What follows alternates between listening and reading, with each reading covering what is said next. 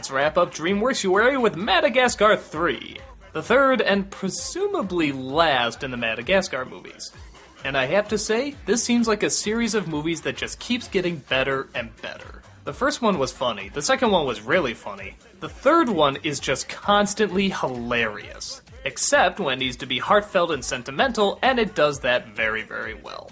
It has the same great characters, the same great energy, the same great animation, and a whole bunch of visual wonder. The story starts off, much like the last one, exactly where it left off. Our crew is still stuck in Africa, but the penguins have apparently taken the plane and gone to Europe to try and find help.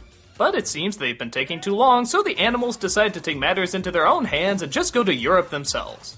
Which is strange, why didn't they go there before? Cartoon logic, it runs on cartoon logic. They catch the penguins gambling and try to take their winnings to get a ride back home.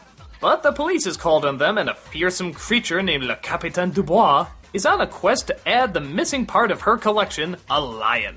She obsesses over getting her prize and will stop at nothing until the lion's head is hers. Trying to find a way to escape, the animals find a circus train and sneak on board. But in order for them not to blow their cover, they say that they're circus animals, and thus the circus train welcomes them aboard. Thinking they can use this as a means to get back home, they buy the circus with the money they have, and see if they can use their talents to work their way back to the city. The only problem is, the circus stinks. They used to have a lot of great talents on board, but most of them have fallen flat in the past few years. So it's up to our main characters to try and get the circus back on track, while also avoiding the watchful eye of Le Capitaine.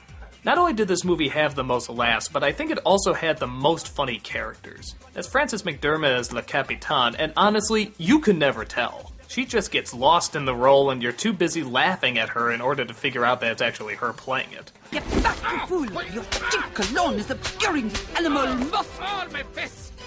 That's also Martin Short as an Italian seal, and again, you would never know. He just does such a great job, you would never figure it out. Trapezium Americano!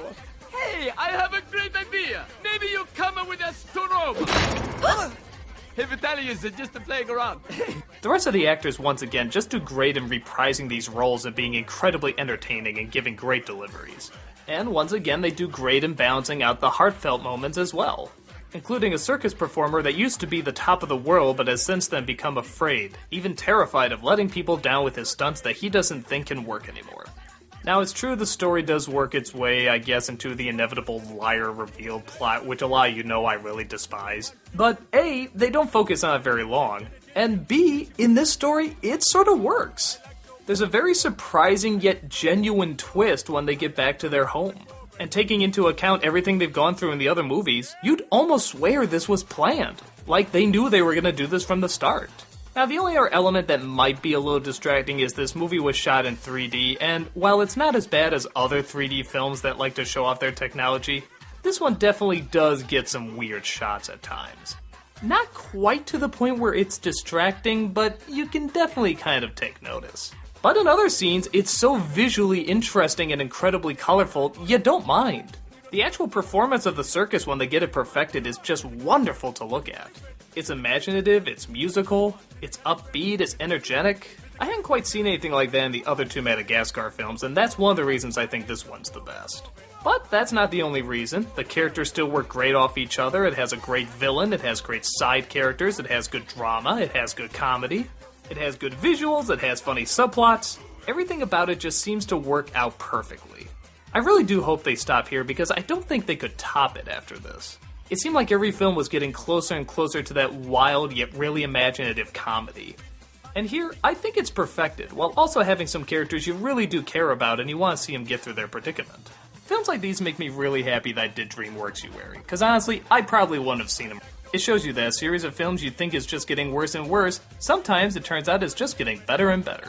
And speaking of better and better, I hope that DreamWorks does nothing but do that with its animated films. They've been creative, they've been inspiring, they've been dramatic, they've opened up the doors to all sorts of new realms of imagination.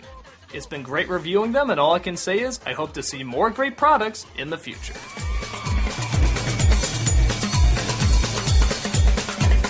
3, 2, 1.